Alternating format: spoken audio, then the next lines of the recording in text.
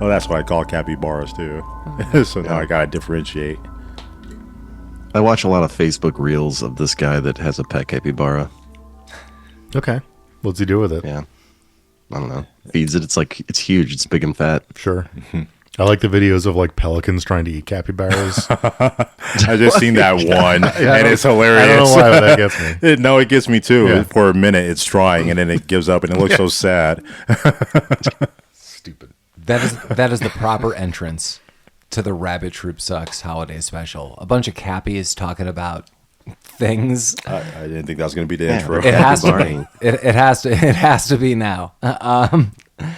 Welcome back to Rabbit Troop Sucks. Yeah. Can we discuss this a little bit more? It's our we could keep going. Yeah, sure. What do you want to discuss? It's our holiday special. Do the capybaras just like stand there and let it happen? Yes. Yes, it is absolutely hilarious. Yeah, that sounds pretty funny. Okay, I'm good. Thank you for that clarification. They're rodents. We're at our holiday special. We're a podcast about obscure, forgotten about, and often overlooked films. And it's Jeremy's birthday today on the day of release. Happy birthday, Jeremy. Happy There you birthday, go. Cappy. Yeah, thank you. Very Happy nice. birthday, man. We're gonna get old Paladin Mike's birthday coming up here soon too. Yeah. Now that they know when your birthday is, you want to like fire off your zip code real quick so you can get your identity stolen? Yeah, my social. Yeah. Give it the last 4 at least. Hey, all they know is that you're a bunch of cappies. That's right. Yeah. They know what you've done. Yeah. For every 30 minutes we jib jab before getting into the movie, I give out 4 digits of my credit card number tonight. Perfect. So Well, it's Jeremy's birthday. It's also a new season. It's now winter, which is also the culmination of the year of Dante, Joe Dante. And tonight we're going to be looking at Gremlins, 1984. And I guess, yeah, for a lot of people, they've seen this, but this is always going to be the age-old question now. What constitutes like an overlooked or maybe forgotten about or just not really revisited film? And for us, we've all seen this movie in this room, but if you are younger than us, maybe a 40-year-old film, because it is its anniversary. Thank you, Joe Dante.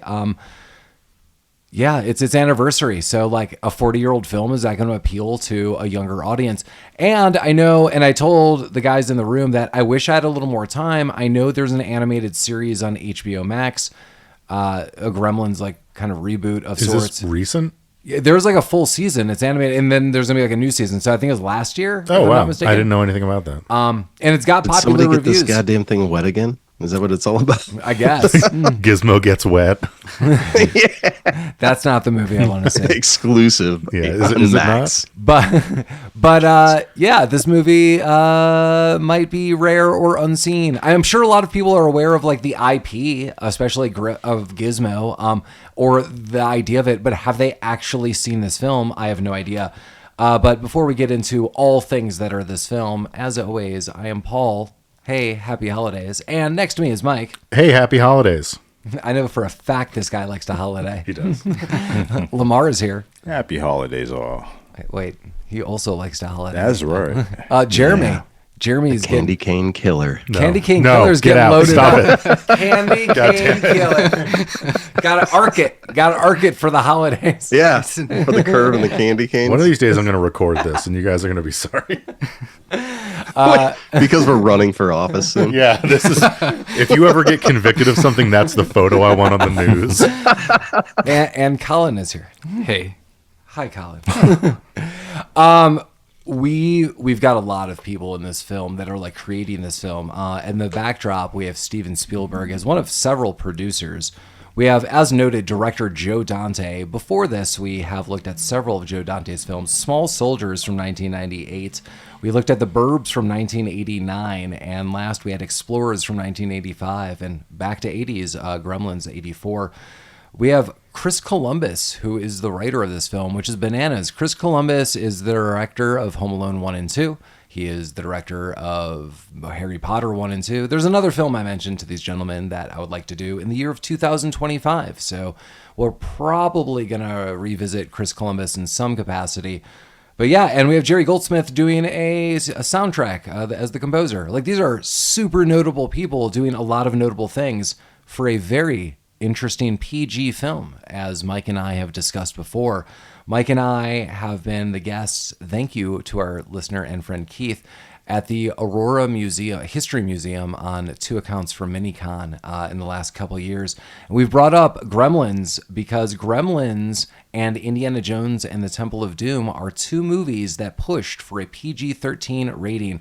And it was Steven Spielberg himself who actually pushed for it. He's like, I am the person who believes in this, and I am the creator of these movies, be it director, producer, writer, whatever it might be. Some capacity. He's like, there needs to be an in-between, and there was no change for like years. And this is like epic. So this is how PG-13 was created. Gremlins is PG. This movie is absolutely not a PG film. I will fight tooth and nail, and I totally agree. I cannot. Sort of. I mean, I can't believe I saw this movie when I was so young, and like repeatedly. And looking back, I'm like, there are some insane scenes. That well, look, you turned out fine. You know, right? I totally disagree with the PG-13 warning, and like my parents would have still taken me to see this film. I think just like. It really shuts down a bunch of people being like, "Meh, my kid turned into a gremlin." Meh. I think the times have really changed, and because you fed him after midnight. I think this movie has evolved into a straight up PG movie.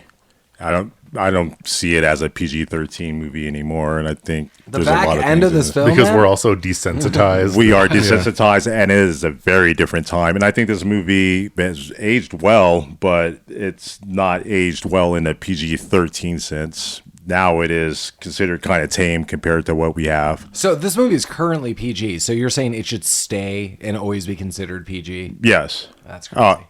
Yes. The end of this movie is insane. It is. And PG. This kid's got to learn it somewhere. I like that.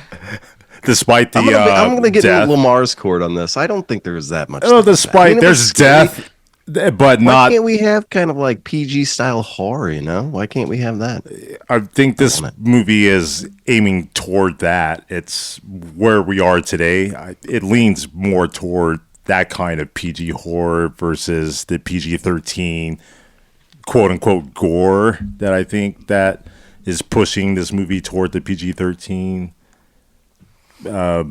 mark. I don't think it's that. I think it's a lot more tamer than that. I don't know. These kids today are pretty soft. They are, but Well, they need to watch fucking Gremlins. That's the problem. Yeah. Oh my god, this is our community service for the year. Yeah. it is. Yeah. Thanks, We did Mike. it. We did it. And happy holidays. Yeah. Podcast over. Yeah. I say PG for this movie in 2024, soon to be 2025. We did it. Yeah, we only got made it. And one movie left. One movie to control them all. How about that? Will you tell us what that movie is at the end of the episode?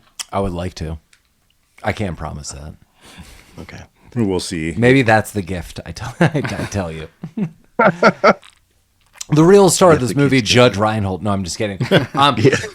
We do get like numerous people. Zach Galligan, I have never really seen outside of this, outside of Waxwork. Hey, yeah, Waxworks, baby. Which we should cover totally at some point in time, which is a lot of fun.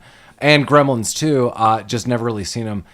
Phoebe Cates plays Kate. Fast Times at Ridgemont High. She's definitely been known for that. Private School is kind of like a cheesy 80s movie. And then Drop Dead Fred. I think there's like numerous other films. I mean, so she's notable. I did jokingly say Judge Reinhold is in this film. We do get Corey Feldman for a little bit. Last time we saw Corey Feldman, he was in The Burbs, other Joe Dante film. Also Stand By Me, amongst, billion other films. The Lost Boys, Goonies. Dick Miller, hell yeah. Last time we also saw him, Explorers, and before that, Chopping Mall. We get other people that are notable. Miss Deagle, if you didn't know, Flo from Alice. Come on, Flo. Alice's Diner, or Mel's Diner. So we get a lot of people that are known at the time. But really the forces that made this film are insane. I mean, they're going to go down as like some of the most notable people in film historically. So, and I don't put that lightly at all. I mean, these are like huge people, and that includes Joe Dante. I mean, he's worked with a lot of awesome people. So yeah, I mean, this movie is epic. This movie, I just really feel came out of nowhere. Just looking back at the 80s, I mean, this is a decade that I love. This movie's celebrating its 40th anniversary. I've seen this movie a million times. But yeah, like at the core, this is a Christmas movie of sorts. It's holiday. It's also kind of a horror film in many ways. And the more I watch it and the older I get, I truly believe that's why I advocate the PG-13 rating on this. I wouldn't, blame any parent for taking their kids, but I just really feel it'd stop anyone from being like, that was too much. And they're like, we warned you. Shut up. They're gremlins. Don't feed her after midnight. Bright light. He did tell him. So when would you take your daughter to see this movie? What age? Right now. Honestly, if she saw it maybe in the next year or two, I'd be fine with that. Just like I know the warnings. So that's kind of reinforcing Lamar's PG. Well, I really feel like, so the PG-13 rating is my nudge is like, you just got to know your kid. So my daughter's already watched Ghostbusters numerous times, and I was really nervous with like that opening library scene where like the librarian turns around and is like, blah, because I like freaked out as a kid. Like not like jumping out of my seat, but I was like, oh my God. And my daughter's like, so if your kid's cool and can roll with it, it's fine. But if your kid's like a huge wuss. Well, that's kind of it. Like you've got to know your child. And if you're like, I've never shown my child anything ever, let's do this. I'm like, oh, come on. I was in the opening weekend with our a guest, Lucor. We saw the movie The Ring on like a Friday night at like 10:30 at night. I was sat next to like a 10-year-old, like not mine, or anyone's I knew. It was like some family brought their kids, and I literally for an hour and a half to 2 hours watched a child get traumatized. And that's like the thing. I was like, oh my God. Was that better than the movie?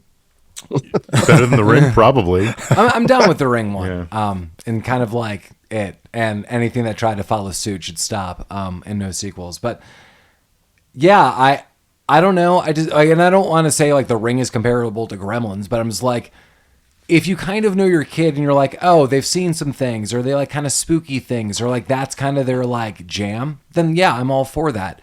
But if they're like, oh, I still only watch like, I don't know, it's like the most immature thing a kid could watch. Son-in-law.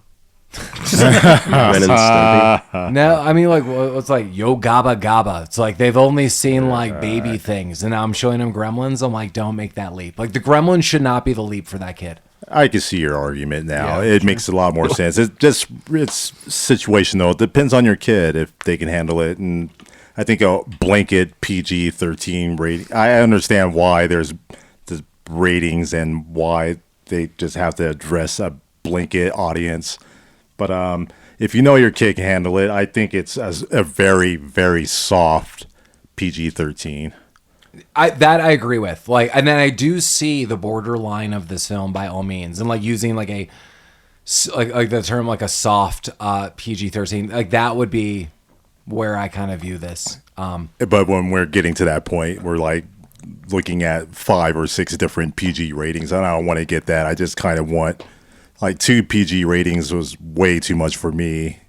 When PG-13 came out, I was alive, and I remember when it came, when they debuted PG-13, I thought it was just, it's a good idea, but I mean, to me, it's just PG or R, really. There's really no in between, but I understand the in between. And if you have to go soft PG, make it a PG-13, and that's all. That's how I always viewed PG-13. It's just a soft PG. I think we need to get rid of ratings altogether. Just let people win. Yeah. I think the ratings are there just to indicate that there are tits or not tits in the movie. Well, I mean, you can have like you can there needs something there. Well, like on IMDb, there's and like Gremlins is a tit for you. There's the list, the color coded like it's a hard PG. But just like just have no ratings and be like, there's some tits, like maybe you see a bush and lots of fucks. Then you make your decision. But if it's like a Pixar movie, you don't even need a rating on it. You just know. I want Mike to be the bullet point system. Like, when you see like why the rating is there, and then like underneath it like bullet points it out, Mike is definitely going to be the one to. I'll write that. Yeah. And that, brings us kind of into this movie. That this movie starts off kind of very family friendly. This really sets like a precedent for the 80s of like this kind of like, I don't know, like younger force of people like rising up and doing stuff. You'll see it in the Goonies. It's a very big theme in Steven Spielberg films. J.J. Abrams tries to emulate this later on in like more modern films with like a lot of like homages directly to Steven Spielberg, George Lucas, Robert Zemeckis, Joe Dante, like people of this ilk. So yeah, this movie starts off, we're in a small town. Well, actually, we're in. Well, no, China. yeah. We're actually, sorry. We're going to get to that small town. I was going to just highlight there's like a small town life and a small town vibe. But yeah, this movie's going to start off in Chinatown. The one thing I wanted to note about this film before we jump in, but it is directly noted about this film, a lot of product merchandise was coming out. You know, like Star Wars was super popular and all these things would come out. And everyone was like, you could put a logo on something and they would buy it. I had a Gremlins backpack as a kid. One thing I wanted to note is my mom got me a sticker book, and I have never seen anything like that, like in modern ages, and I guess they still make them in some capacity.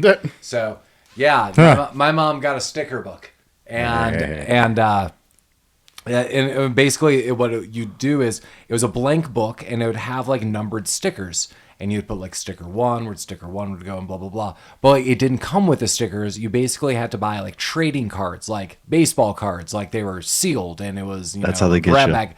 Yeah. So it was basically like, I don't know, like I'm going to make it up, like 50 stickers existed and you'd have to put them in order. And then like in each pack, you would get like 6 stickers and a piece of gum.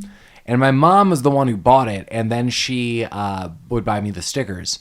And we couldn't find like 2 of the stickers. And I think it drove her insane.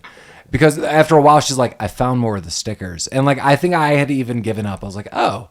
Mom's She like takes up shoplifting. She's it was like cards and shit. Yeah, it was like, no, we're gonna finish this damn book. Like, we're gonna do it. And we never did. You're like, yeah, we bought so many packs of stickers. And we never finished the Gremlin sticker book. I got a secret for you, Paul. Those 2 stickers, they fucking don't exist. they pulled the wool over your eyes. Yeah. They're like, sticker number 28. Those dumb bastards. And how many parents went insane because of it? Did your mom have like the beautiful mind shed with the map of all the convenience stores and like the places with string? She rewatched the film. She's like, does this picture actually even exist as a sticker? Like this, that's how they're getting me. Yeah. Yeah, that's just funny. And since then, I've seen like so many like they even have like a Gremlins ornament that came out this year because it's the 40th anniversary, and like I know Gizmo's super popular. I even like in a little like quarter vending machines which are super popular in Japan. I went to one of them specifically because it was just filled with Gremlins merchandise. I was like, this is like super odd. I'm wearing a Gremlins t-shirt right now from Japan. So there you go. They love Gremlins is huge in Japan. It was big here in America back in the 80s, too, when this movie released. There's Gremlins lunchboxes, backpacks. I remember going to school. Boxes. I never owned any Gremlins merchandise. I love the movie. Is that a backpack? And no, I was more just into the action, Hasbro shit, Transformers, He-Man. But there was the little stuff like the Gremlins or Care Bears or whatever. And every once in a while, a student stuffed animal. Yeah, well, they'll show up Well, with Gizmo. one of those. I've seen one in real life. But gremlin? Never owned one. No, a gremlin Well, little that's plushie acid, buddy. backpack. No, but like a little. I never owned like a plushie or a backpack or any Gremlins merchandise, but I've always seen it. Jeremy sometimes just texts me bright light, bright light. It's at like 3 a.m, so I never know what that means. Yeah, that's Now the you know. mescaline Now you know what it wearing means. Yeah, well, this movie actually does start, and it starts in Chinatown, and basically, Mike's favorite thing ever happens. You get a little bit of narration, a little overdub narration. Yeah. Hey, fella. I like the guy that's narrating is like just walking. Like it's the guy that's right there. Why do we need this? And it's like It was 3 completely seconds long. It's like unnecessary. he's like, I'm an inventor and I'm in Chinatown, and then it just starts. Yeah. It totally had the feel where he's like, that's me on the corner. I was like, I bet you're wondering how I got into this situation vibe. No one was wondering. Yeah. Yeah, I kind of liked it.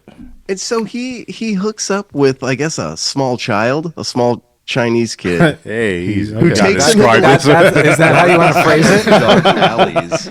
Like, Whoa. Still want to phrase it like this? doing this? I think what you're trying to say, Jeremy, is that this man was lured into an alley by a small Chinese, Chinese boy.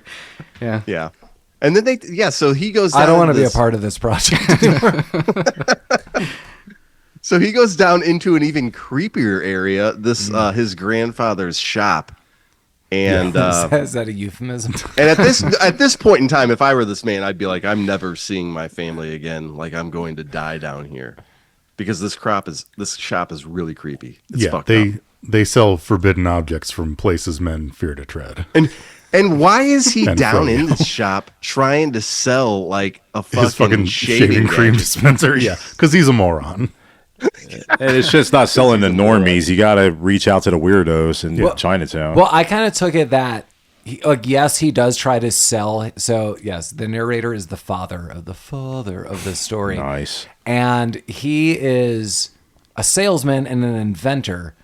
And I kind of took it as he goes out and tries to explore, too. That, like, he probably wants to see, like, this forbidden shop. Like, what do people sell? Because not only is he an inventor, I would say he's more of like a tinkerer and an upgrader, where he's like, He's a shyster. He's like, I could find something, but I'm going to try to improve it and alter it. Like, I'll make it my own in a different way, but like, I'm going to take it, like, because he says that directly with like Mogwai later on. He's like, oh my God, it could be the best toy or the best thing on earth. It could replace the family dog.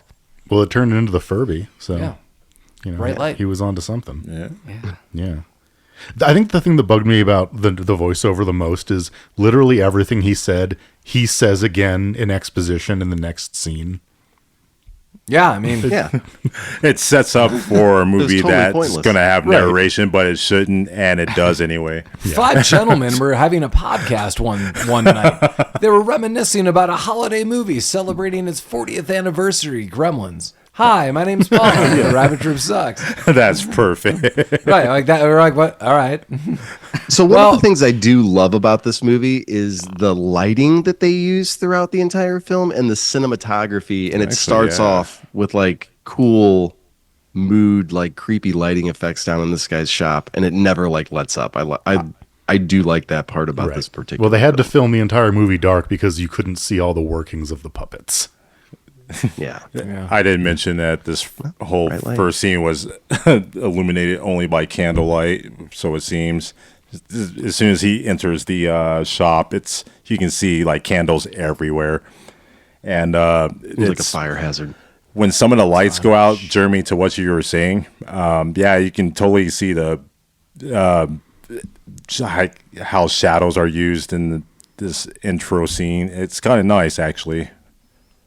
It's not Hollywood lights; it's natural lighting. No, the film did have good lighting. It worked for sure. Yeah. I mean, yeah, they're like, it is interesting because there is like a shadow play of like this kind of candlelight now, then kind of when everything goes to like hell later, it's more Absolutely. like pool lighting is like the YMCA, and then some of the house lighting is just like Christmas tree lighting in the backdrop and like in the glow of a TV set and stuff like that. So everything is kind of kept dark, but kind of in a, I don't know, it's like a night cozy kind of wintry way. Yeah. That's perfect word for it. Cozy is what I would say. Cozy, dark for me anyway. I kind of like the feeling of this whole set, and I think the lighting is attributed to half of that.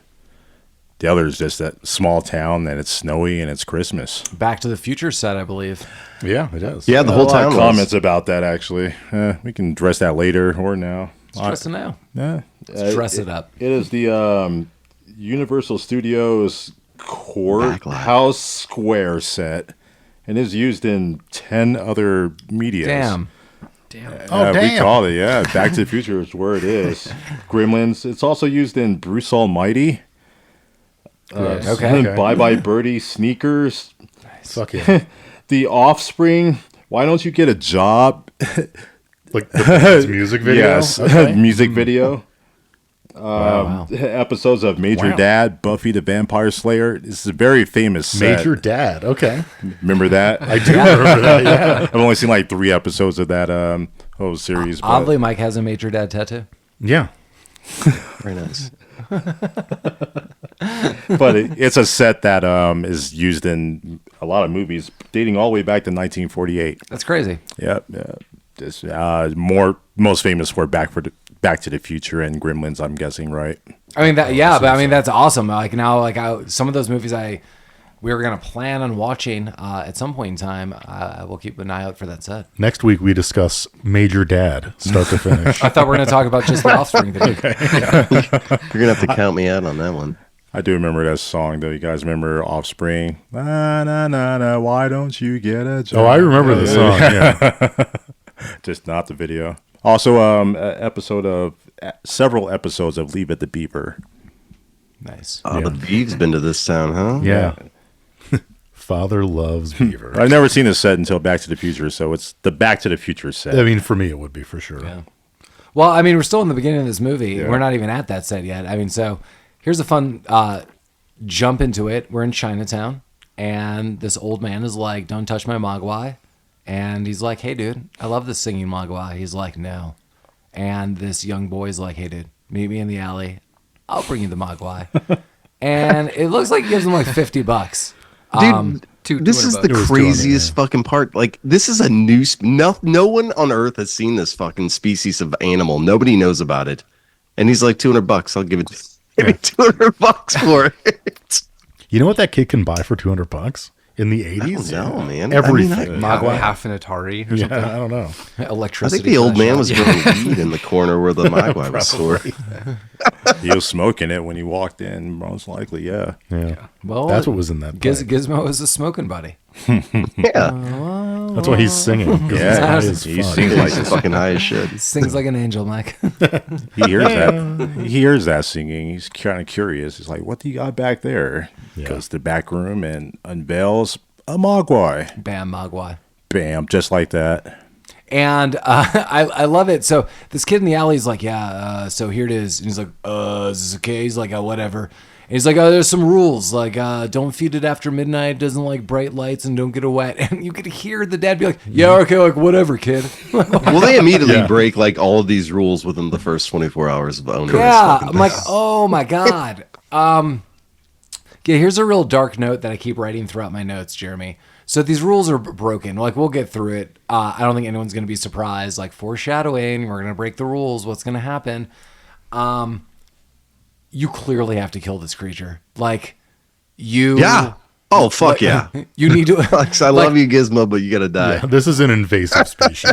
Right. Like, if if anyone found out, like, what this thing could do, like... Within one day, this planet could be like you're gonna destroyed. have Black Hawk helicopters landing in your fucking yard, dude. Right? Like, yeah. That's not fair. All right.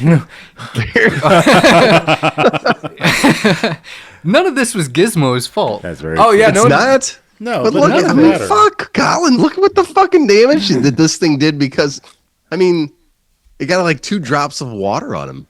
Everything fucked was up the whole town, fine man. under the care of this. Yeah, the old, Asian, the old blind yeah, Chinese dude had it down pat. Everything was fine until this movie happened. And this Mogwai was existing fine. Isn't part 2 like that dude's dead, now the Mogwai's back? My God. So that guy's going to die eventually. So like, Yeah. Yeah, and then the dingbat man. kid takes him to New York for some reason. Yeah. Well, yeah, I don't know. For an adventure. Yeah. It's I like definitely- maybe he'll react differently to crack cocaine. No, it's like the first thing we should do is let's go swim in the ocean. Right. Now the planet's destroyed. Just like right then and there, the planet would be destroyed. Yeah. Like that is the magnitude of this creature. Like if you threw it in the ocean, the world would be destroyed. Well, yeah, but until the sun came up, then you'd be fine. Right, but like It's always dark somewhere. That's true. They can hide out at least 1 million of them in a multiple movie theaters. but you think now that it just like it basically instantaneously spans the Gremlins ocean, take over AMC. it would be in so many different time zones. Then it would just be like perpetually dark in areas. It would just be a whole thing. You would live in a gremlin world. Yeah. Yeah, it'd be rough. All right. So, It'd be a little rough. Yeah. so Paul's killing this thing. Right up. Be a different kind of I would podcast. kill it too. Day 7 of the gremlin apocalypse. Remember this movie, Gremlins? Right? Do you think they like this podcast? Yeah. Haven't you read Cat's Cradle? This thing is Ice 9, and it will fucking kill all of us. There you go. That's what you do. throw this fucker into the ocean, and everything that comes out, you teach it to fucking like Rabbit Troop sucks, and we're millionaires, guys.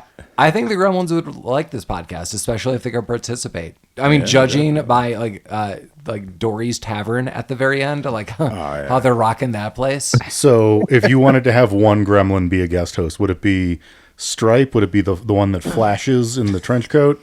Do you want I think it's the female gremlin. She's get all those the secrets. slutty female? You want cool jazz gremlin? What about the gremlin with puppets? Puppet show gremlin? The balaclava pistol gremlin? It would be chain smoking gremlin. Chain smoking gremlin. They were all kind of chain smoking. That's true. In the end, I like in the movie theaters a couple popcorn bags on their head. Yeah. I don't know. Hey, they're a fun bunch. Yeah. You know? Yeah, can you choose a wrong gremlin to come hang out with? Yeah, probably. Yeah, probably Stripes. Or, Yeah. I don't know about killing Gizmo. I would just give him back to the Chinese guy, and he could just keep him in a box wherever. Yeah, well, There's no quality of life. I mean, there. like, No, well, I would say, like, for some people, like, knowing the reality of the world you now live in, that is so fragile. Yeah. It Right. would keep you up at night. Like, That's you'd be true. like, I know the world could end at any Damn it! A broken pipe could end this. Why can't we have anything nice? Damn it! Yeah, you got to put that gremlin in a wetsuit, man, for the rest of his life. Stick it in a box, give it to top men, and put it in a warehouse somewhere. Top man. Oh, jeez. That would be fucking hilarious, man. Yeah. Like What, Indiana just a Jones and like Mogwai locked up like warehouse, Indiana yeah. Jones. Yeah. And it like in zooms that in out. the crystal skull when he's back in that warehouse, he breaks fucking one of the things open and a little Mogwai runs out. And you're like, fuck. That's the next Indiana Jones. Indiana Jones and the fucking bitch Mogwai. Oh, man. Can you just imagine whipping those gremlins? That'd be fantastic. Now, can you imagine just those two worlds crossing, Gremlins and Indiana Jones? We see a billboard. Spielberg is right There you there. We see a billboard advertising Indiana Jones radio, talk radio style. Yeah, so they exist in the Nice. same universe. Yeah. Yeah. There you go. Well, now we get to see the small town. So the small town is like everyday small town. Clearly, there's like a small elite group of people working in this town. We get this woman who basically also runs the bank or something. I think she's just a town bitch, you know? Yeah, sure. Flo. So, Yeah, Flo don't like those people. Yeah, certain people. I guess if you work for or with the bank, you're doing well. Everyone else is not doing well. Like multiple people working in multiple jobs. We find out Kate works at the bank and at the bar to make money. Well, it sounds like she wasn't even she doesn't getting get paid at the bar. Yeah. Yeah, well, she probably gets paid with tips. Just the tips. Yeah, Just the tips. yikes. Yeah. So we also see Dad come home. So Dad kind of comes home, and he's like, I would "Hey, also like to there's note Mogwai." that Billy is a fucking moron, just like his father. Throughout the entire movie, as a matter of fact. Yeah, that's accurate. And so this is the thing. So I really do love Gremlins. I do. But again, watching it through a different lens as an older person, I mean, Billy completely negates his responsibility as like a fucking human being and does all like he brings his dog to fucking work and ties it up under his desk. Like, how is that ever going to be okay? I mean, it's okay in certain office buildings. Not now, probably in a bank, though. but, yeah. It was fine until that bitch showed up. Actually, Well, it was, Throw him but in I the mean, dryer. then he like within like the first 2 hours of fucking within the first 15 seconds of getting this fucking Mogwai, he blinds it. Like the first rule, oh, keep it away from bright lights. Well, that goes out the window. Within the first 3 hours, he's fucking he has it sitting on like a sink next to the water. Like, what are you doing, That's dude? fine. He's hurt. And he never learns his lesson throughout the movie. Like, This movie's that's the not thing with about this. lessons. It's about the holiday not. spirit. It's about white arrogance. It's about embracing the holiday spirit. Yeah, it is. Well, I mean, Dad does go over the rules, and Jeremy is correct. He's like, here are all the things. Like, don't feed it after midnight. Doesn't like bright lights. Don't get it wet. Billy's like, why? He's like, it's very important. Like, the dad has like a different tune about the whole thing. He's like, it's very important. You better listen to me. Even though like The dad doesn't fucking know. Yeah, even before the Yeah, he's like, he's- whatever, kid.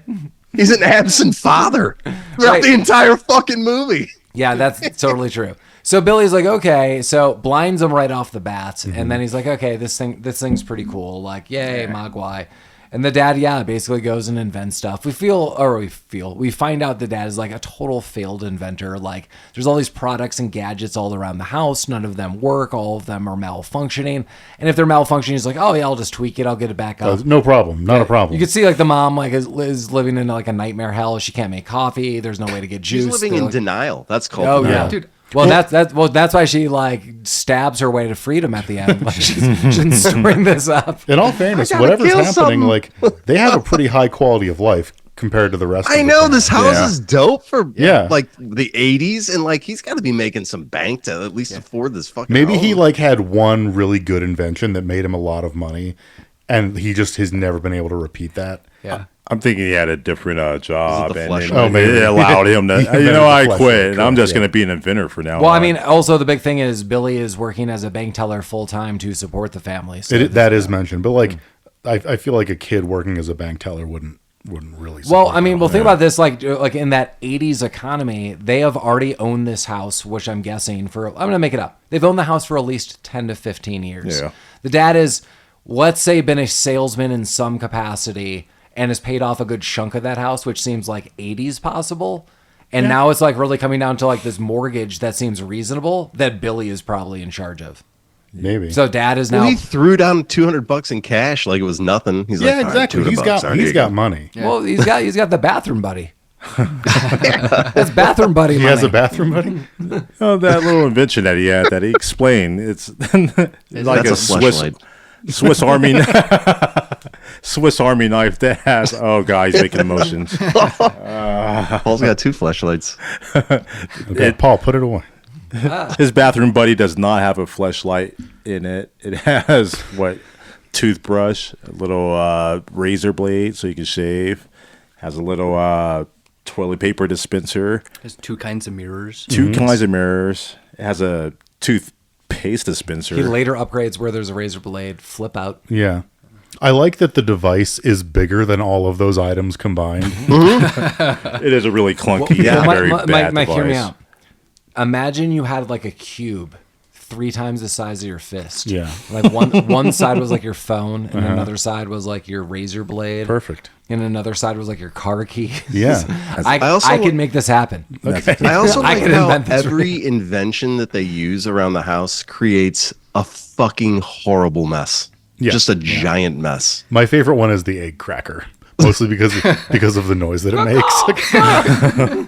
My favorite And one was like the- everybody that uses the machines, they always like look at each other like, I like the orange we're juice gonna be machine. cleaning up a goddamn mess again. Here we go. I like the orange juice machine because when the orange juice explodes, like he puts in like 3 oranges and like 15 gallons worth of orange juice comes out. So It's a very efficient machine. well, so not only does it work, it's magic. Yeah. Paul, I was going to say that too. And there was pulp all over the kitchen. Yeah. Your kitchen's going to smell like rotten pulp for years after that. There's no way you're going to clean that up. Oh, I invented a machine. It's called gas and a match. That ends that right there. If only someone invented a tarp or Oh, something yeah. to put over all those monstrosities. No. Anyway, it was Well, back to small town life. We get to, a little scene into this area. So we get to see Billy go to work. And he goes to the bank. He works at this bank as a bank teller. He brings his dog in. Everyone seems kind of cool with it. Everyone in town seems fine. Some of them are down on their luck that we'll see later. Everyone seems just to be working these jobs to get through. It seems like times are tough. I don't really know what that means because this is 40 years ago, and as I just said, like 80s money, like people could probably buy houses, but it's a different kind of tough where like people just don't have jobs in this movie. They're looking for extra jobs, whatever it is. There's clearly like a class system involved, as noted, like 5 people, if they work at the bank, they're very well off. I mean, Judge Reinhold has cable. He says that later on. We're talking cable. cable. That's a panty dropper in the 85. Yeah, he's also dressed like a Dick Tracy villain for some reason. So he's got money. He's also like forgotten in this film. Like, did he like go to another film? He's like at the bank. He's at the bar, and he's never in this movie. So I Never read again. that the original cut of this movie was 2 hours and 40 Oh my minutes. god! Oh my god. And he was in it a Wicked lot, movie. but then they had to cut it down to be reasonable, and they just cut all of his parts. I mean, out. you think that you would have a conclusion, like even him being off, like him just sitting Yeah. at home, and like Gremlins attack. Like that's crazy. I mean, If he was never in it to start with, it wouldn't have. No, it wouldn't have affected at all. Yeah. And knowing Joe Dante, that extra hour was just Gremlins singing. He was filming Beverly Hills Cop at the same time. Was so he? I'm assuming Fuck yeah. he was spending more time on that He set made than he this made the one. right call. We have another Beverly Hills Cop member in this movie. Hey, how about that? Yeah. Also from Community. Gizmo. It's Gizmo. So Oh yeah, we had what's his name? Yeah. So we get Mrs. Diebel, Flo, as I noted before. She is super angry. She's all uppity and comes in, complains about everything. Billy's dog jumps out. She freaks out. He's almost fired over the event, sent home. This is a huge problem. Basically, we get a cutscene at Dory's bar. We do find out Kate does essentially work there for a second job. Again, I assume for tips, but she's not really getting paid for this. Judge Reinhold and Billy are there. This is a weird scene because Judge Reinhold does try to give Billy some kind of decent advice, but he's a real asshole about it. The delivery's off, but the advice is Yeah, sound. he's like, listen, dude, you've got to get it together. You're like managing your whole family. What did he say? Reinhold's 26. I think he said 23. 23. No, he's got a plan to be Yeah. when he's 26. You guys are right. He's like, I'm 23, and when I'm 26, I'm going to be a millionaire because I have an X, Y, and Z plan. I'm already this manager at your bank. I'm kind of well-to-do, etc. You could do this, but you've got to follow these steps. But he's a real jerk about it. And then he says some really terrible things to Kate. She's like, hey, can I get you some drinks? He's like, why don't you see my new apartment? She's like, I haven't seen your old one. He's like, yeah, I got cable. In a very Reinhold the Judge kind of way. Well, later on in life, he switches places with his son and learns a valuable life lesson. Yeah. So Yeah. I assume that's the same character. Do they call each other a bunch of yin yangs all throughout the yeah, thing? Probably. you're a real boner, Dad. Yeah, and so wasn't that your first movie with us, Jeremy? Reference to my first episode. Wow. Fantastic. He's all grown up now. Yeah, it's been a long time. It's my birthday. Happy holidays. Yeah, now it's his birthday. So yeah, she's like, you're a big weirdo, and he leaves. He's like, whatever. Then what is it? Billy walks around. Billy does walk around. Yeah. She's like, okay, bye. And he asks her out sometime. She's like, I'd like to go out. It's kind of very nice. That's all I got. Yeah, there's a couple things that happen in here. They walk home and he asks her out, and she's complaining about how she doesn't like the holidays. She says some real downer shit. We're introduced to Dick Miller with his fucking snowplow. Classic Dick Miller. Yeah. Remember in almost all Joe Dante films, and we saw him in Shopping Mall as well. Yeah, And he does not like foreign-made machinery. no, he's bitching about gremlins coming over from Japan or whatever, infecting U.S. made technology. Little did he know, huh? Yeah. Little did Yeah. he. Well, a note, that's because Billy he's driving that VW that Yeah, he's only got a starts, fucking- I think, one time throughout the Beetle, movie. yeah. Just a note, I was really young when I saw this movie. I had no idea what gremlins in the engine or gremlins in the machine meant. Even after I saw this movie, I'm like, oh, that makes sense. But that was a saying before this movie, so I had no idea what a gremlin was. Just I went off this movie that gremlins were just these evil little green monsters, and same. not just a gremlin in the engine or whatnot. Yeah, this movie was my introduction fair. to the Oh, idea nice. of a gremlin. Excellent. Apparently, this was based on a Roald Dahl book. About Really? Gremlins? Wow. I Yeah. believe that That's weird. immediately. Yeah. Yeah, I don't know about that. I feel like I read all the Roald Dahl books. I did too. A lot of them, at least. I don't know what that would be. I think it was just called Gremlins. All right. Yeah. Wow. Okay. Time to. Well, I think we get Yeah. essentially the next day, and this is where we're introduced to Pete, who is Corey Feldman, and he is bringing in the Christmas tree for some reason. He's like, And he's dressed as a Christmas tree, Yeah. dragging in a Christmas tree. So he's a Christmas tree delivery boy, and he soon meets Gizmo. For some reason, Billy and him are friends. I guess there's a That's 10-year weird. age difference. How old do you think this kid is? I would say 12 at the latest. Yeah. Billy's 23 and he's 12 and they're friends just hanging out. So, Yeah. do you want another reason for this? Yeah. They cast Corey before. When they cast Corey for that role, the idea was that whatever the other character's name is was supposed to be a lot younger, but then the script got rewritten and they cast the older character, but they're like, we already got Corey Feldman, so leave it. There you go. Yeah, they could have done this in different ways. They could have, rather than having a weird decade gap and these weird friendships. Coming to think of it, like, we don't really see them interact as friends later on. So this could have just like been better written in why they're hanging out for maybe 20 minutes. I guess, but the first thing, what's the main character's name? Billy? The first thing that Billy does is take his fucking shirt off in front of him. Yeah, that's... Which is kind of weird. Yeah. You blind him with the muscles, Mike. Yeah. They're just trying to show how those chiseled abs. with each other. Right. That's how good of friends they are. Yeah. And Corey, despite the fact... Colin's wearing a robe right now. Yeah. It's unlaced, too. Laced? Whatever. Tethered? How do you close a robe? However you want to close it, Mike. It's shackled. Please, It's unshackled robes. Some might say unsheathed. Oh. Damn. The robe is I don't wanna be part of unsheathed this now? project anymore. All right. Okay, turn off the camera. Jeremy, don't watch. Despite the fact that Corey Feldman is now being introduced to a previously unknown species of animal, he's very nonplussed about this. He's like, oh, that's kind of cool. Yeah. He's like, The writing should have been like he saw it, and then Billy's like, oh, like, this is this. Like, they're having more of an organic conversation. or like he sees it, gets freaked out, like knocks over like the water, and that's how it happens. Right. Maybe in like a pre-internet world, they're just like, I've just maybe never heard of this animal. Not like, what the fuck is that? To be honest, like how he is hit with water the first time, I don't really mind. I mean, so Pete knocks down a glass that has paintbrushes with water in it. And that makes sense because Billy does a lot of art and stuff like that. And I can see how that wouldn't really be considered like water that you had laying around. Like, it's more like the water is being like a tool. It's like a cleanser now, not like drinking various other things. And Pete kind of bumbles into it.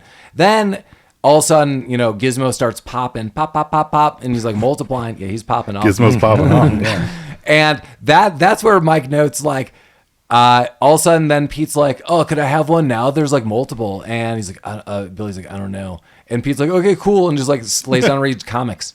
All right. Very weird dynamic. He lost interest once Billy's like, I don't know, maybe. Well, giving it to Pete, that highlights the point that the moment Pete has it, he would destroy the world. That's very true. His mom's like, you got to wash it. And then he put it in the bathtub, and then like the world would explode. Yeah. He wouldn't even get that far. I think he would just take it outside, panic once it reached light, and Pete would be like, just calm down, relax. And start panicking. It's like, just shut up. Then he'll feed it, and then he would get it wet, like you said, just wash it all the time. Well, now that it's multiplied, and there's new little, Mogwais going around, Billy tells his dad, and dad's like, oh my God, this could be like, there's the new dog. Like, this is amazing. Like, this could be our like claim to fame. And there's like no thought of repercussions to any of this, like whatsoever. Yeah, especially since the old man at the beginning was like, you cannot have this Mogwai because there's great responsibility that comes with this thing. In the meantime, we're going to break all 3 rules within like the first 48 hours of owning it. I don't think my father, the inventor of the bathroom buddy, would be very happy about this. To be fair, he heard these instructions from the kid instead of the adult. I think if you hear instructions from an adult, you take them more seriously. But the kid's like, don't get it wet. Don't feed it.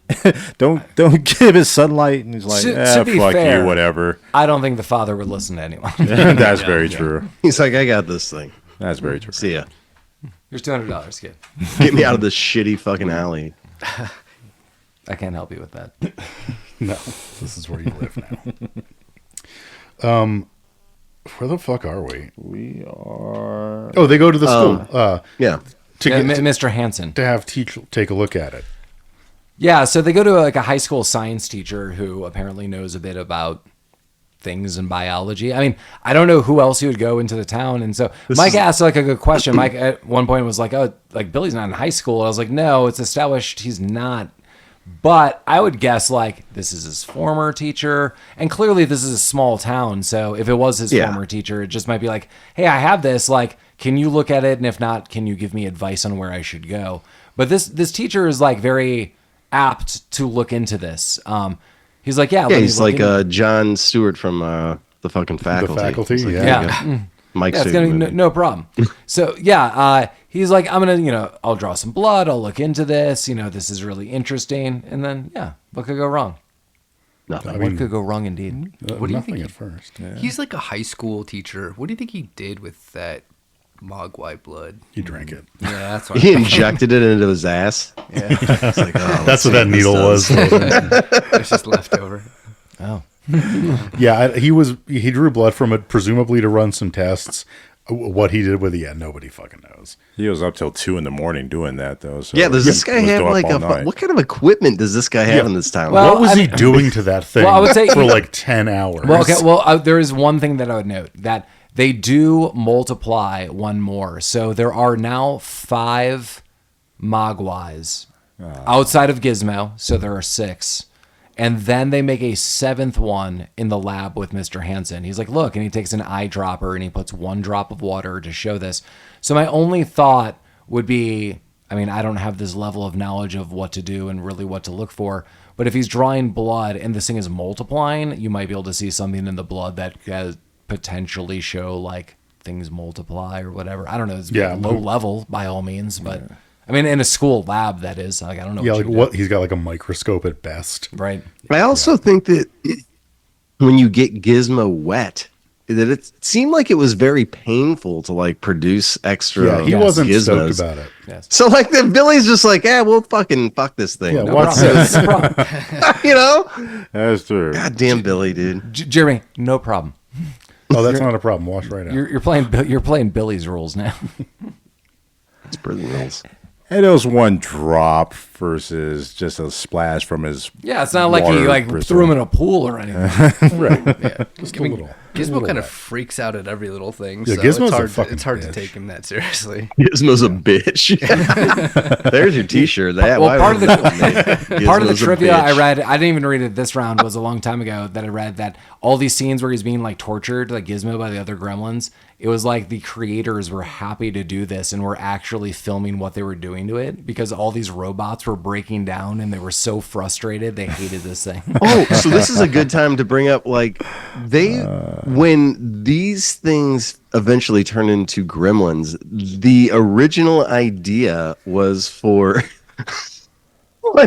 they attempted an earlier filming session where they had monkeys play the gremlins with the gremlin Strong. masks on. And the monkeys panicked when they had to wear the gremlin head, and so they had to abandon that idea and make puppetry. How many people were killed when those monkeys panicked? Is that what? That's basically the movie Gremlins happened in real life, but with monkeys. Do we have that footage?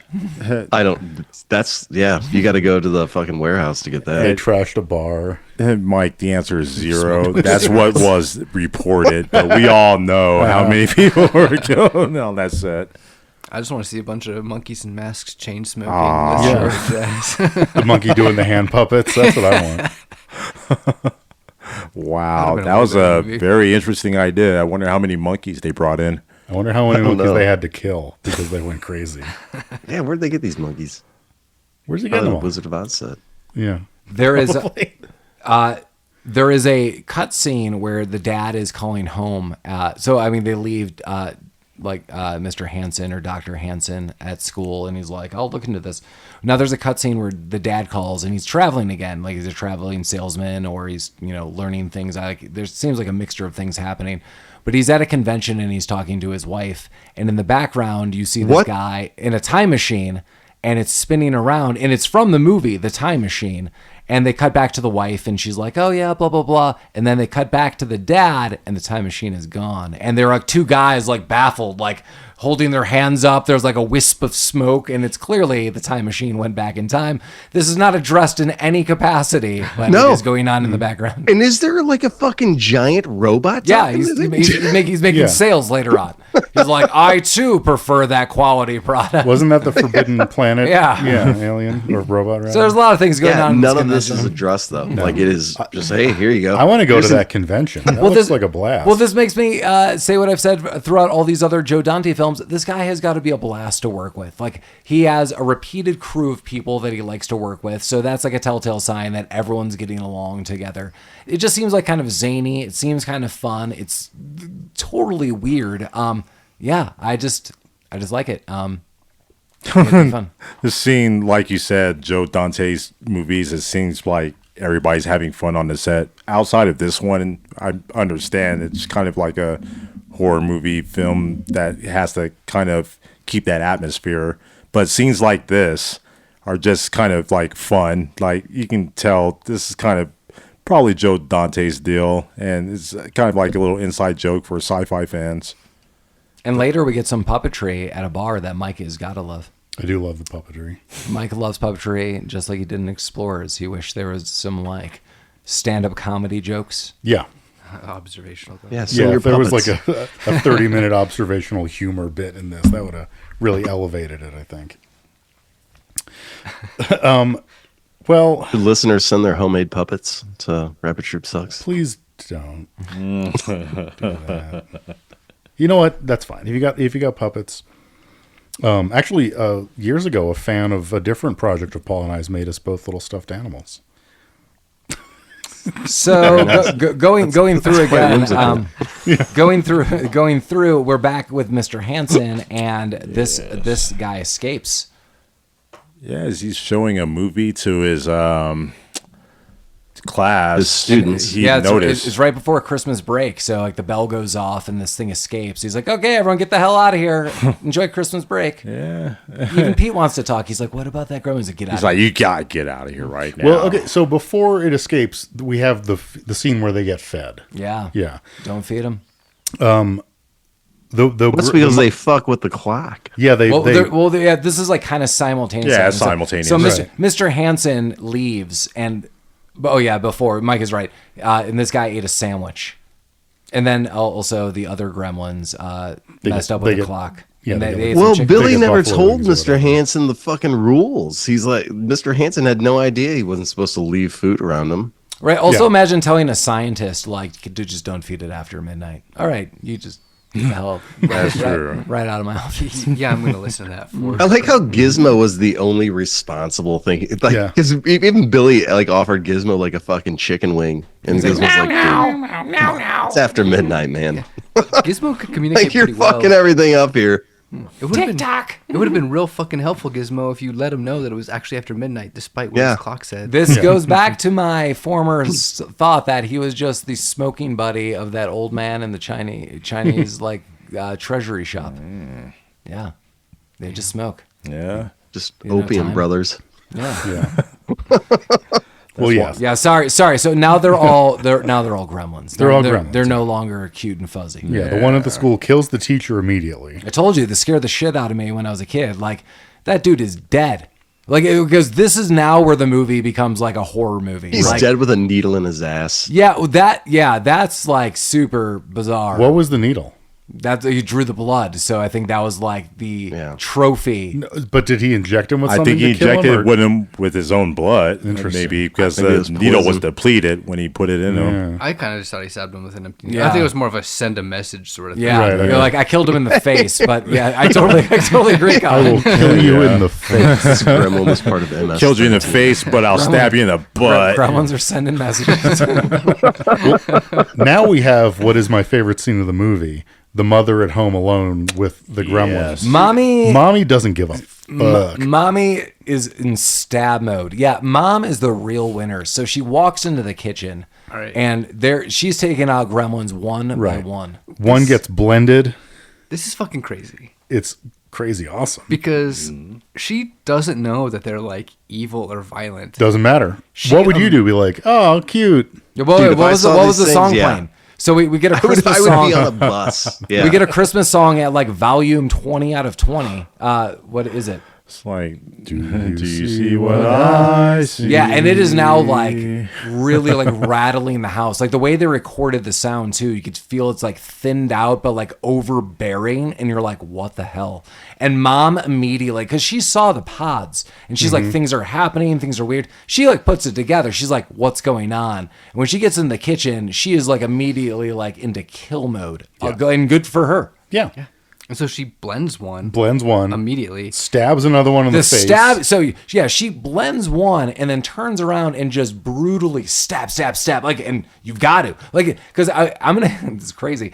I'm gonna give her credit. In most of the horror films or things we look at, it's like someone stabs someone lightly, and you're like they're gonna get up again. She stabs this thing like 30 times. Like, it's not getting up. Yeah, it's like Psycho when the knife comes down. Yeah, like, and good for her. Like, she's fighting like a demon. And then she turns around and there's this thing like, meh, meh, meh, and she rockets that into a microwave. Mm-hmm. That's the grossest one. And then she explodes that. Yeah. And then one gets stuck in the fireplace. Yeah, and then she battles one in a Christmas tree, and Billy is able to run home and kind of kick that into a fireplace. So now they've killed 4 out of the 5, and we only have Stripe left. Stripe has a little stripey mohawk. Yeah. She killed 4 of them. Yeah. Billy was there to assist. With That's this true. one. He came to the rescue on the last one. I'll give him that. There's still Stripe and the other one that popped out of the one Correct. at school. Yeah. Yeah. A secret one. Which I have questions about that one. Like, where is he? I don't think it matters. Yeah. It doesn't matter, but I'll go to the movie theater. I'm keeping Later. tabs on him. I know. I never found him. That's, that's how you get where's sequels. Waldo? That keeps me awake at night. I kept tabs on him and I never found him. Yeah, that's where the fan fiction comes. Oh man, He was wandering around in the middle of the day. and that fucking fan fiction died runs so later. deep. I don't want to do that. Well, yeah, Stripe like bolts, and Billy goes to track him down, and he is at the YMCA, and he goes in there, and Stripe jumps into a pool. Do you think he was looking for those young men? He was. Okay. And then he explodes into like 1,000. And here's the thing, like he doesn't need like a pod period. They all just immediately become gremlins on the spot. It makes. Well, I don't know if it makes sense, but Like if you're a gremlin, do you multiply differently than like pure Mogwai? yeah, That makes because he sense. splashed the Mogwai, and you see what happens. He popped out of Gizmo's back. But what happens when you dunk a Mogwai in a pool, Well, don't go now gremlin. or what happens when There's you a lot dunk a of them. gremlin in a pool? Well, so Billy sees this and goes to the cops. He's like, "We're all screwed, dude. Like they're coming, and these cops are drunk out of their mind." And this is where we get the dude from Community. Yeah. And this is our, I believe, second appearance of Jonathan Banks. Yeah. He was in Free Jack. That's right. Yeah. Breaking Bad. Yeah, Breaking Bad fucking sucked. It doesn't matter. It's still the most popular Out thing he's there. in. That's true, but I mean, as far as movies that we've done, we did Free Jack, and Community is awesome. Yeah, these cops are like, you're a big weirdo. They do see, Gizmo, and they're like, he's adorable, and that's great. And then they get a call. They're like, oh man, like people are being harassed by these things, and like we got to go check it out. And Billy's like, oh my God, I'm telling you it's them. He's like, whatever, kid, stay away from everyone. And then they drunkenly drive off. And I'm going to highlight the cops immediately to see the town in shambles. Yeah. One guy is dressed like Santa. They're like, that's that, like Carl or whoever. They're like, what is on him? He's got stuff on him. Yeah, the guy the whole time was like, Sheriff, dude, help! You Sheriff, help just me! got told what these things are. Yeah. Fucking The sober up. sheriff rolls up the window. Right, as this man is dying outside of his car, you're like, ew, no, let's go. Well, like Paul was mentioned earlier, all these people are on hard times. They're working because they're all fucking morons, Paul. This entire town. This is a town of simpletons, right? Simpleton right. Falls. If they named the town that, I would have believed it. Dick Miller's snowplow gets hijacked by some. Yeah, they killed Dick Miller and his wife. The wife didn't deserve it. They don't kill either of them, Yes, they do. The last scene is them screaming as a plow goes into their face. but they're alive in the second movie. No, they're not. Are they? Don't they go to visit Billy in New York? I don't know. Remember this. No. We're They're gonna have to watch fucking Gremlins dead. in too. this. Yeah, in this movie, they're super dead. I'm gonna have to. Yeah, look Okay, this up. Mike's looking at it. But like, we need to agree if that is even true. I think we're meant to think they're dead. Yeah, If- because it's not shown. If they're alive, they were run over by a goddamn tractor. Yes. An American-made tractor, though. Kentucky Harvester, motherfucker. Fuck yeah. Plowed through his wall. Yeah. Then we see Ms. Deagle. Ms. Deagle has like a chairlift. Like she gets yes. on it and it like drives her, like it glides her up the stairs. And she takes this. She's living in a world of cats, we see. Can we And- talk about our cat names for a sec? Yeah. absolutely. Well, one is US dollar. One is kopek, which is like a Russian dollar. They're all. I picked up on Kopek. Yeah, they're all like denomination cat names. Like currencies. Yeah, I love Is this the woman from the beginning? Yes. Yeah, the crazy bank lady. I didn't make her out either, Jeremy, the until fucking chair to get up the stairs. I feel like she was. She also that's a lot of stairs. Have you seen that? She also had red hair before. Yeah. So I'm taking like she good wears point. like a wig when she goes out. It's probably like established like she is trying to keep an image, but at home this is who she is. Good point, Paul, because she's totally different at home. Yeah, she's almost unrecognizable. But then the gremlins hijack her chair and they launch her out a window. She's dead, and she like flies out of she like flies out a second-story window, like 45 right in feet front of the cops. Yeah, right in front of the street of the cops. Then the cops' car is taken out. Everyone's pretty much dying across the board. This is now just pandemonium, and there are like you would think hundreds of these gremlins.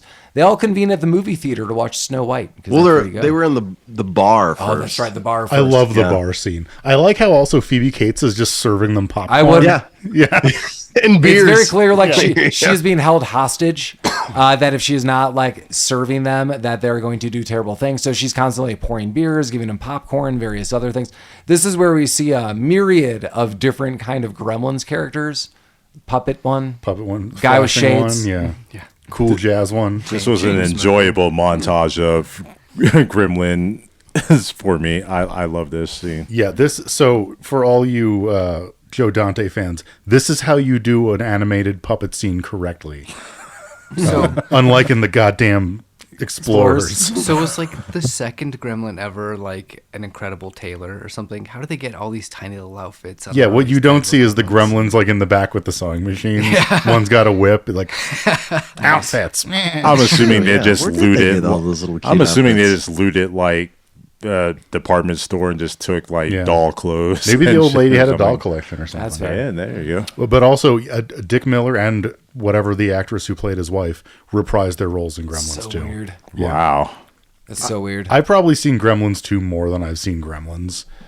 Wow. There's an electro gremlin in Gremlins 2. Yeah. Gremlins 2 is way worse, but I think more enjoyable to watch. Damn. We'll get there. Yeah. Don't you worry. We'll get there. It's got Hulk Hogan in it as himself. Well, Phoebe Cates, she realizes after trying to light a cigarette for one of the gremlins that bright lights kind of freak him out. So she takes out a Polaroid camera, flashes a bunch of snaps, and tries to run. Billy, at the same time, shows up, is like, let's get out of here. And his car stalls, but he is able to divert a couple moments where they're able to get away. Then you see kind of like an outside town scene shot, and like people are being attacked. People like are left and right, dead, attacked. Like everyone is running around and freaking out. It's not a good time. But that's when all the gremlins decide to go see Snow White at the movie theater. Yeah, they go to the movie theater. Billy and what's her name? Daylight's coming, so they all have to convene. They got to go somewhere. Billy and what's her name go to the bank, I think. For I don't know why, but this is where she tells her horrifying Christmas story. Earlier she's like, I don't like Christmas. And he's like, that's weird. She's like, some people don't like Christmas. I'm sorry. Well, some people are opening presents. Other people are opening their wrists. Yeah. Oh my god! Like, damn, lady, calm the fuck down. That's on one of our ornaments. Yeah, just because your dad's a stupid moron doesn't mean you got to ruin it for everybody. Yeah, she tells this horrific story where her dad dressed as Santa one year and wanted to surprise her and the family by coming down the chimney as Santa. And as he did this, he broke his neck and died and was there for days before they found him. Still had their presents in his hand. Like, oh my God. That's how they found him. Can you imagine that? No. But I imagine a lot of people have done this, and I can't. Well, this just goes back to the thing that everybody in this town is a goddamn moron. Yeah. Correct. It's like if you're going to do something like this, communicate with your spouse. Right. Let someone know. Yeah. Also, don't do. Chimneys aren't big enough for a person to fit down. Not for like hundreds of years. No one would think that. It was 1984 chimneys. No person would Built think different. that they could fit down a chimney. Colin, you said I was just thinking about you got to be kayfabe and keep it alive. Like, tell no one that you're doing this. You got to go ask Santa. Tell no one and just do it. Yeah, don't ruin the mystery. These bitches are going to have a Christmas miracle. They're going to know that I'm the real Santa, but everybody knows that I'm really dead. Yeah, later, daddy. Everybody knows that I'm really dead. Poor dad. Well, speaking of massive deaths, or just death that leads to massive deaths, Billy goes to the movie theater and busts down a gas pipe and just lets gas flow into the movie theater. All of the gremlins are there for some reason, all of them, and like, they're watching Snow White. Well, even Kate's they're all here. He's like, yeah, they're all film. here. Like a very authoritarian. He's like, they gotta be. There's a lot of them. So they're all here. It's definitely all of them. I did a quick count. I was in the military. I could do that. While this is happening, Stripe goes to get some snacks, and this is kind of important because he needs some popcorn and some milk duds. And they explode the hell out of this place. The gremlins see them and run after them, but they barricade them in and explode this theater. Mm-hmm. Yeah, but Stripe lives. Yeah, this was the inspiration for Inglourious Bastards. I knew it. I knew it. So we can go to Quentin Tarantino and say, hey, you were watching Gremlins when you thought of this? He's like, yeah. He was, yeah. I knew it. Well, now Stripe goes to a department store. Yeah, why not? Yep. Where else are you going to go? So Phoebe Cates goes to basically to a control room. It's like the security room, and she is doing everything she can to turn on the lights. They don't like bright lights, so she's trying to turn all of them on. She's unfortunately turning on like all of these like commercial ads that play over the loudspeaker, like come to our gardening department, like $5 off this, or our toys are blank and blank. She also turns on a massive fountain. And this draws the attention of Stripe because Stripe's like, I'm going to jump in the fountain. I'm going to multiply. We're going to do this all over again. Here's a sad moment for me. Gizmo gets in charge a little bit, and he's like, I'm going to finally stand up to him. So he gets in like Barbie's dream car. Even as a kid, this pissed me off. That he drove the car? Yeah. Yeah. You can't just drive the car. Yeah. Well, he studied with the old films. But you What can't. he was doing. The realization that I had that Mike is leading to is that I was like, this is awesome. Like I thought for a second, and then the realization is you need someone to use the remote control. This is the remote controlled car. The steering wheel of the car is not going to drive the car. There is no gas pedal to the remote control car. I was like, this is all fake. But Gizmo basically knocks into Stripe. Yeah. Stripe freaks out, goes into some water. But then they strip off the lights and bright lights. Yeah, he gets caught up in a window thing. Yeah, it's like a atrium area. Yeah. Back when department stores had chainsaws and water fountains and everything. It's just a series. It's Remember when you went to a department store from Judgment Night. That's everything. Yeah. Whatever you want. There you go. Yeah, and well, he's done. Yeah, so the light comes in and he melts down.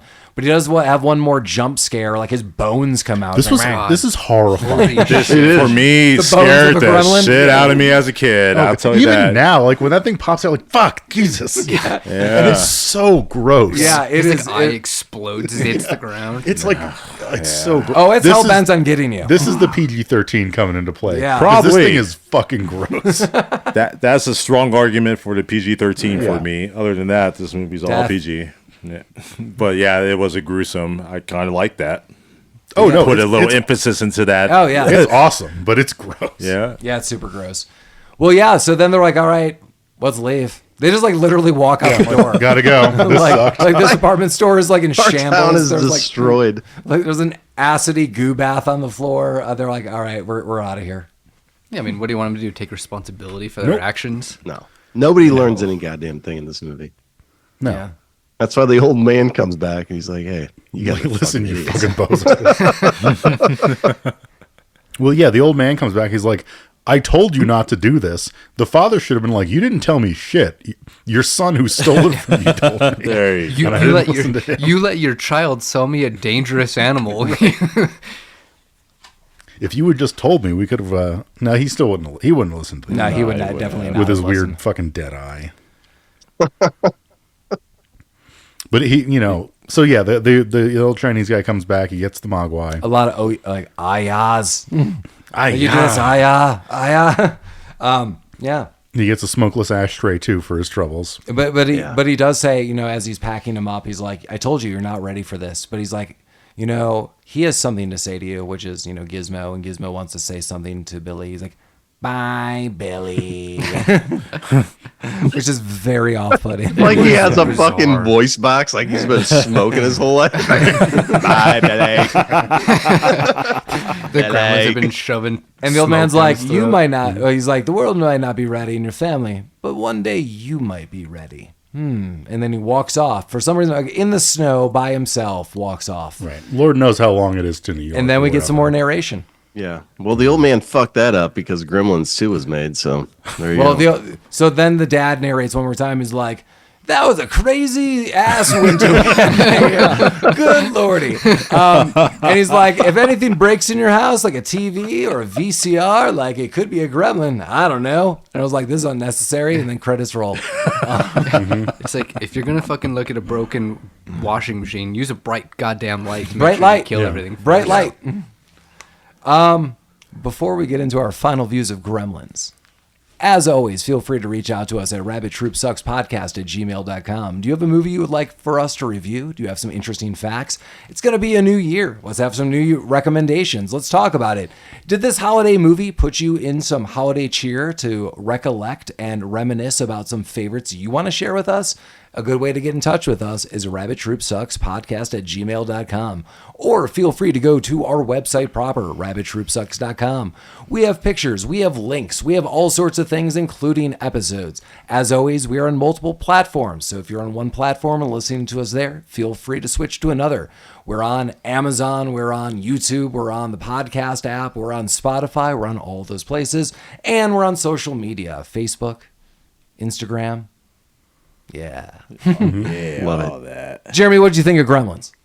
Again, I love this movie. I've seen it so many times in my life. It's not like a routine Christmas watch for me, but I've seen it quite a bit. My family has seen it. Watching this movie through the lens of me being who I am now, there's so many like ridiculous things that happen, but I still love this movie. I love the cinematography. I love the lighting. I had a Gizmo or whatever the fuck you call it, a Mogwai, when I was growing up, like a little plush toy. So I was sucked into the business end of this particular movie. I enjoyed watching it. I think it would have been better to watch it with you guys so we could make comments throughout it, because there's so many fucking ridiculous things that happen. These townspeople are fucking idiots. They don't learn their lesson. If you were here, you could have seen that But Collin I just love wearing this a robe. movie. Yeah. Collin, Yeah. what do you think about Gremlins, 1984, 40th anniversary, year of Joe Dante? Thank you, Joe Dante. I don't know. I mean, I get why it's so many people like it. It's just fine. It's fun. I mean, I do like all the Gremlins. I like the crazy stuff that they get up to. And it's fine. I like how they took time to like give individual gremlins like little personalities that were distributed Yeah. in like little 6 seconds increments. Yeah, it's hard not to like stuff like that, and it's fun. Like they were all super crazy. I mean, I loved the jazz gremlin. I think these gremlins would be fucking fantastic like drinking buddies, Yeah. I could totally Like, we're in the tolerate bar Gizmo with for them. about 2 hours, but if you were Yeah, stuck then you with get that out of piece there. of shit for like Oh, 2 yeah. days, Hi, I'd fucking try to drown that motherfucker. There'll be more of them. Yeah, god damn it.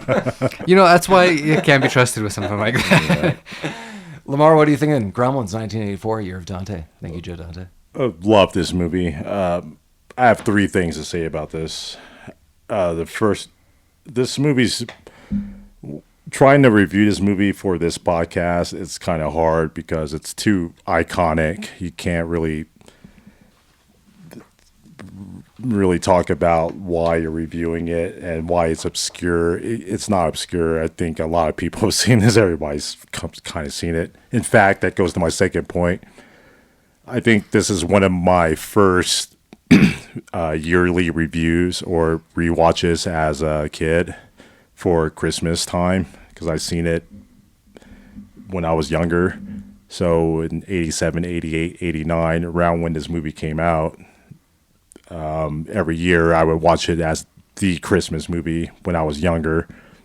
So when I became older, I just stopped watching it because I just watched it too much. I had to take a long break from it, and I haven't seen this movie for a couple years. I'm glad I went back and went to it, but I wouldn't put it on my yearly rotation. I don't know why. It's not a movie I can binge every year. One thing I discovered from this movie this year watching it is I had no idea who the voices of the Gremlins were or the Mogwai, and it shocked me. It's Howie Mandel. Howie Mandel Really? voiced Gizmo. Yeah, I forgot about that. I didn't know that. I did not know that until tonight, and I am floored and shocked. Also, some notable voices for, not really a lot of them, but Michael Winslow did one of the voices for the Gremlins, the guy from Police Academy. Yeah.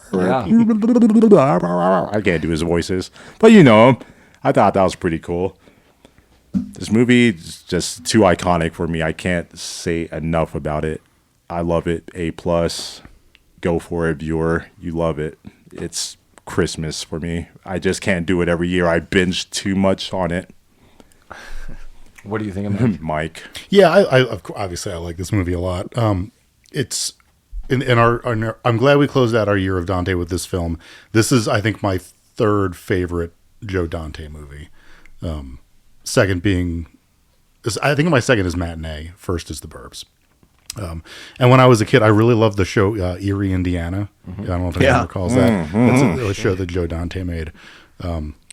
But yeah, I didn't know that. Yeah, Your lead of Erie, Indiana is the lead of what's the big Halloween movie with like Bette Midler? Witches. No, Hocus Pocus. it's Hocus Pocus. He's so the lead in Erie, Indiana is the lead Correct. in Hocus Pocus. Yeah. So I mean, I'm glad we did the Joe Dante year. I love Gremlins. I've seen this movie a lot. I think I honestly saw Gremlins 2 before I saw the first Gremlins. Just because I'm a little bit younger than you guys. I mean, I was 4 when Gremlins came out, and I think I came to it later. But it's become like a almost yearly watch for me. Yeah, it's great. The puppetry's fun. It's wacky. Like it definitely shouldn't be rated PG. Yeah, it's just a fun movie all around. Yeah. Do you know how much each of the animatronic Gremlins were? $70,000. 30 to 40 grand a piece. Jesus. And they actually searched at the end of the day of filming. They had security search everybody's car to make sure nobody was stealing. They didn't want. They're so expensive. I would have tried to steal one, obviously. One's right here in the house. Yeah, I'm just gonna agree with pretty much like all the positive reviews on this. I mean, I totally love this film. I disagree with Lamar with like how iconic it is. Like again, for our ages, yes, I agree. I think a lot of people are familiar with the IP, but like again, like let's ask a 25-year-old, have you watched like the original Gremlins? And I think universally the answer is no. Like they're probably gonna be like, I'm aware of it, but I have not seen it. But I mean, yeah, I am not disagreeing with the fact that this movie is more iconic. Like we're looking at weird movies sometimes. Like I don't think Gremlins really fits the bill. But last year we did Home Alone 2 just because Collin hadn't seen it. But I don't mind doing a bigger movie by all means. I do think this is definitely one of our bigger movies we've ever done. But it's a 40th anniversary, and again we've done 3 other Joe Dante films. I think this movie is a lot of fun. I think this movie does skirt the line between PG and PG-13. I think that's a fun discussion to have, like, especially with this movie. Like, it blends the line of cute and then horror, like, all coming at you at once. A bunch of powerhouses are in the background of this. I do hope Gremlins continues in some capacity. If it's, more with animation or more with another movie, just please, God, have a good story if you're going to continue. It doesn't have to be like, again, Billy's doing whatever. I did read I did read an article with the actor Billy years ago where they're talking about like they might do another Gremlins, and he's like, I hope I could just be like a cameo, like some cop in the background or something. I'm like, that's super cool, like that he would want to do that. But yeah, I think this movie is a lot of fun. I just have a lot of good memories of watching this movie. I agree with Lamar that when this movie first came out, like I watched it all the time. Like it took me a long time to like watch this movie again, like in a different like context. So I feel like as a kid, I watched it a lot, but maybe as a teenager, I didn't. As a young adult, maybe like once or twice, but then as like an older adult, like more regularly. But I do not watch this every year, like you, Lamar, maybe like every other year or something like that. But I did have fun watching this. So everyone, happy holidays. In a couple seconds, I have some Rabbit Troop gifts, Rabbit Troop Sucks gifts for all of you. We'll open off air. Jeremy has a package. But Yeah, it does. whoa. Yeah, well, it's the holidays. Well, we got one more movie for this year. This is a request from everyone on Earth, but we had it on a list, and this is our own request as well. Last Action Hero, Arnold Schwarzenegger, 1993. We're going to close out the year with a real banger, a real movie that I feel like collectively a lot of people are bringing this like, you should do this one, because it's like, this is not the go-to Schwarzenegger film. This is like a really weird film for a lot of really weird reasons. Because he makes fun of himself the entire movie. Yeah, it's just going to be a lot of fun for us. So we're going to have a lot of fun closing out this year. But yeah, happy holidays to everyone. Hopefully you're, listening to this during your holiday weekend or holiday week, and you're with all of your family and friends. Hopefully the weather didn't turn into some kind of nightmare hellscape for you wherever you're at. Hopefully all of your dreams have come true. Honestly, I just hope everyone's warm and eating well and with the people that they want to be with.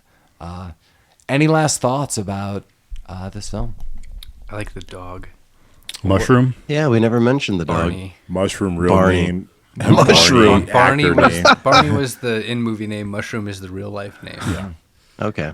Yeah. R.I.P. Barney. Yeah. Presumably. Maybe he's still around. 50-year-old dog, Could happen. 40-year-old. Barney the Coke dog. Bright light. Gremlins is great. Damn. Yeah, we get it, Lamar. You love What?